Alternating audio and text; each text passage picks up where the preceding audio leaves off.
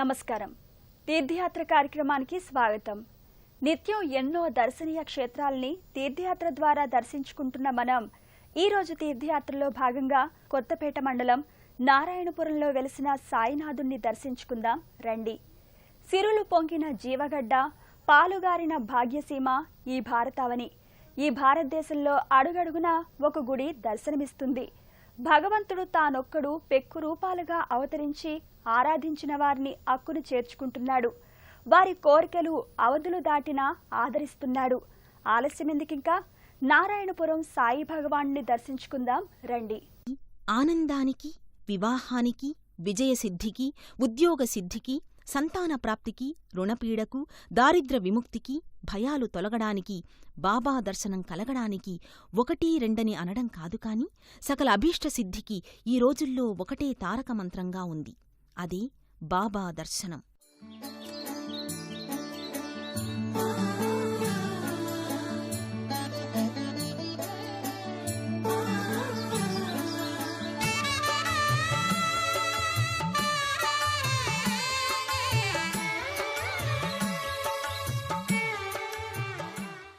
సంఖ్యానుగుణంగా పారాయణాలు చేసి శక్తి కొలదీ నైవేద్యాలు సమర్పించి హారతులిచ్చి ఆ సద్గురుని లీలామృతాన్ని ఆస్వాదిస్తుంటారు భక్తులు.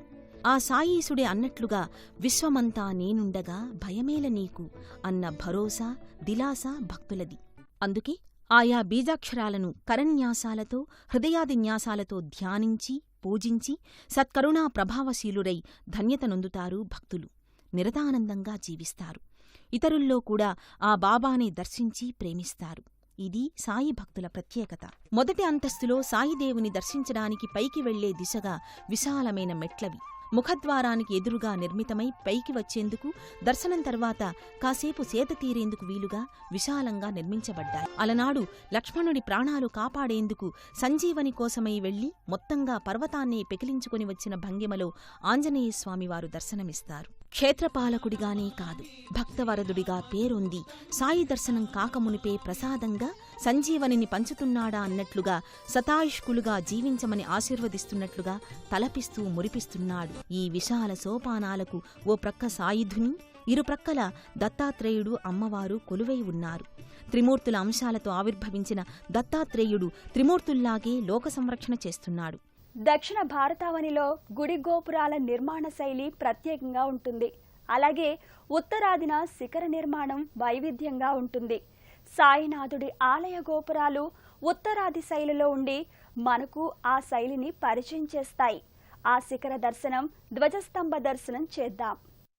చుట్టూ వరిపైరు, ఏపుగా పెరిగిన కొబ్బరి చెట్లు, వాటి మధ్య బాబా ఆలయం ఎవ్వరినైనా ఇట్టే ఆకట్టుకుంటాయి. అల్లంత దూరం నుండే ఆలయ గోపురం గోచరించి భక్తులను ఆకర్షిస్తుంది. ఉత్తరాది శైలిని నిర్మింపబడిన ఈ గోపుర శిఖరం సప్తవర్ణాల కలయికగా ఉంటుంది. ఉదయం వేళల్లో కిరణాలు ఆవరణలోని రావి చెట్టు, వేప చెట్టు, కొబ్బరి చెట్లు, మామిడి చెట్ల కొమ్మలు, ఆకుల మధ్యలో నుంచి ప్రసరించి ఈ శిఖరం మీదపడి జిగేలున మెరుస్తూ ఒక కొత్త వింత శోభను చేకూరుస్తాయి.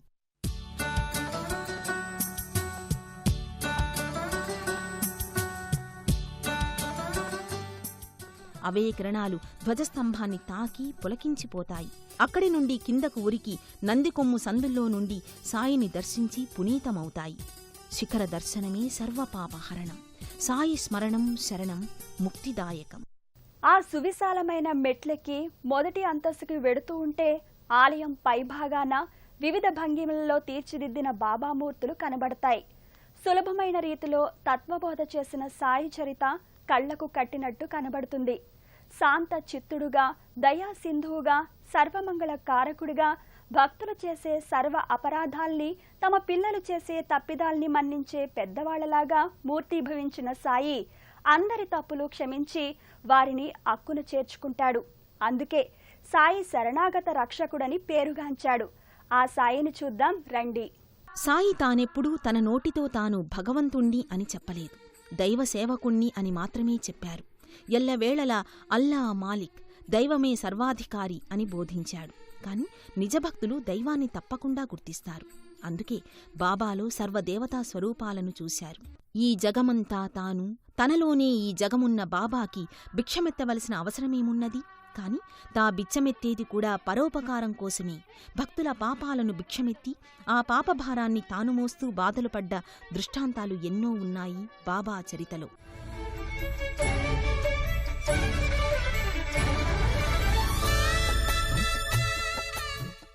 నిత్యమూ బిచ్చమెత్తుతూ కూడా నిరతాన్నదానం చేసేవాడట బాబా.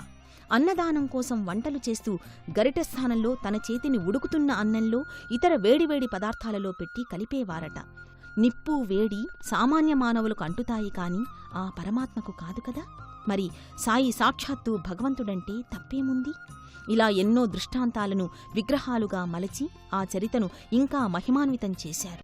మందిరం ముఖద్వారంలో నుండి లోపలికి అడుగేయగానే అల్లంత దూరాన్ని ఉండే సాయి ప్రశాంత చిత్తుడై చిరునవ్వుతో మనల్ని పలకరించి క్షేమ సమాచారాలు అడుగుతున్నట్లుగా అనుభూతి కలుగుతుంది. శ్వేత వర్ణమయమైన పాలరాతి విగ్రహం అయినా సజీవంగా ఉండి సాయి ఆసీనుడై ఉండి మన కోసమే వేచి ఉన్నట్లుగా అనిపిస్తుంది. మరి ఆ సాయి భగవాన్ని దర్శిద్దాం రండి. బాబాకు పర్వదినాలలో ప్రత్యేకంగా అభిషేకాలు జరుగుతాయి. చంద్రాం ప్రభాసాం యుసాజ్వలంతే శ్రీం లోకే దేవజష్టమదారాంతాం పద్మినీం శరణామహం ప్రపద్యే.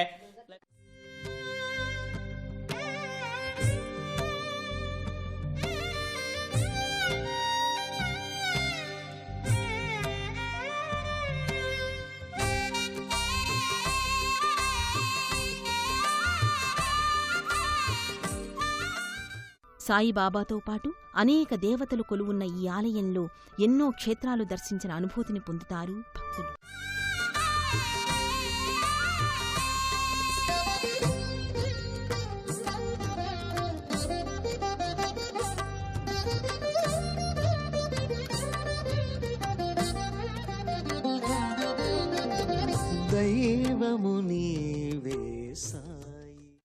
చేతులారంగ శివుని పూజింపడేని అనే పద్యాన్ని చేతులారంగా సాయిని అభిషేకింపడేని అని పాడాలనిపిస్తుంది.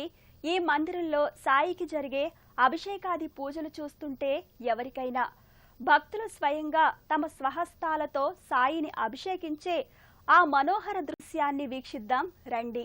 జగద్వ్యాపకం నిర్మలం నిర్గుణత్వాం నమామీశ్వరం సద్గురుం సాయినాథం అని ధ్యానంతో మొదలుడి ఆవాహనం చేసి ఆసనమిచ్చి అర్ఘ్యపాద్య ఆచమనాలు గావించి శుద్ధోదకంతోనే కాక పాలు పెరుగు తేనె నెయ్యి పంచధారలనే పంచామృతాలతో అభిషేకించే ఆ దృశ్యం మన మనోఫలకంపై చెరగని ముద్ర వేసుకుంటుంది. భక్తులు చేసే ఉపచారాలకు ఆ సముద్రసమ గంభీరుడైన సాయి ఓ పిల్ల కాలువలా వంకలు తిరుగుతాడు సంతోషంతో. ఆ లీలామానుష విగ్రహధారి శరణాగత వత్సలుడై లోక బాంధవుడై భక్తమానస వాసుడవుతాడనడంలో సందేహమెంతమాత్రమూ లేదు. శ్రీ దత్తాత్రేయుల అవతార పరంపరలోని 5వ అవతారమైన సాయి భక్తపరాగతుడే. ఈ మందిరంలో ప్రవేశద్వారానికి ఇరువైపులా గణపతి, లక్ష్మీ అమ్మవారు చిత్రాలు గోడపై చిత్రించి ఉంటాయి. అంటే సాయి దర్శనానికి ఏ విఘ్నం రాకూడదని గణపతిని, దర్శించిన వారికి లక్ష్మీ కటాక్షం కలిగి భక్తుల జీవితాల్లో సుఖశాంతులు వెల్లివిరియాలని లక్ష్మీదేవిని చిత్రాలుగా గీయించారు ఆలయ ధర్మకర్తలు. ఇంకా ఈ ఆలయానికి ఉపాలయాలకు కొదవలేదు. అవన్నీ దర్శించి ఆ విశేషాలు తెలుసుకుందాం. గణపతి మొదలుకొని దత్తాత్రేయుడు, కృష్ణ భగవానుడు, లక్ష్మీ సరస్వతులు, సంతోషీమాత, ఆంజనేయుడు వంటి దేవతలెందరో అడుగడుగునా కొలువున్నారిక్కడ.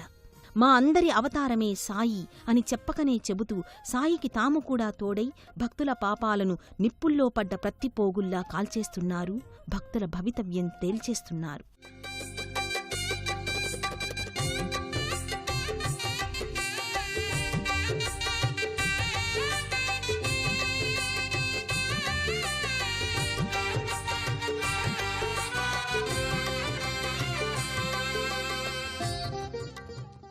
సాయి ఎదురుగా నంది సాయికేసి చూస్తూ సామాన్య భక్తుడిలాగే నిరంతరం ఆ సాయి నిండు విగ్రహాన్ని కన్నుల్లో నింపుకొని ఆయన మహిమలు భక్తుల నోట వింటూ తలాడిస్తూ పులకరిస్తుంటాడు. సాయి తనను అనుగ్రహించి ఇచ్చినట్లుగా భావించి ఇత్తడి తొడుగులను తన కొమ్ములకు అలంకరించుకుని ఆనందిస్తుంటాడు.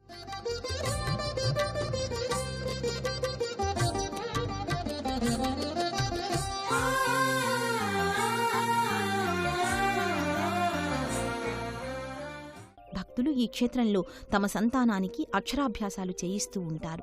తులాభారం తూచి సాయివారికి సమర్పించుకుని మొక్కులు తీర్చుకుంటారు. రకరకాల నైవేద్యాలు బాబాకు నివేదిస్తారు. ధర్మకర్తలు అన్నదానాలు చేస్తారు. ఎన్నో ఉత్సవాలు నిర్వహిస్తారు. నిరంతరం భజనలు, నామస్మరణతో ఈ మందిరం మార్మ్రోగుతూ ఉంటుంది.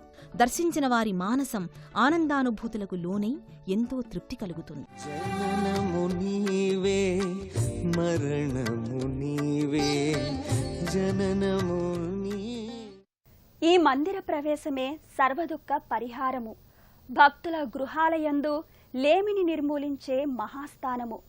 ఈ సాయి సంస్థానము కలిమి బలిమి సాయీసుడే అని నమ్మిన వారికి అభయప్రదాత సాయి. ఇది ఒక కారుణ్యాలయము. కామితములు కాదనక తీర్చే కల్పవృక్షము. దర్శించి తరించాం కదా, నిరంతరము సాయిని దర్శించే భాగ్యము మీకు కలగాలని కోరుతూ మరో తీర్థయాత్రలో కలుసుకుందాం.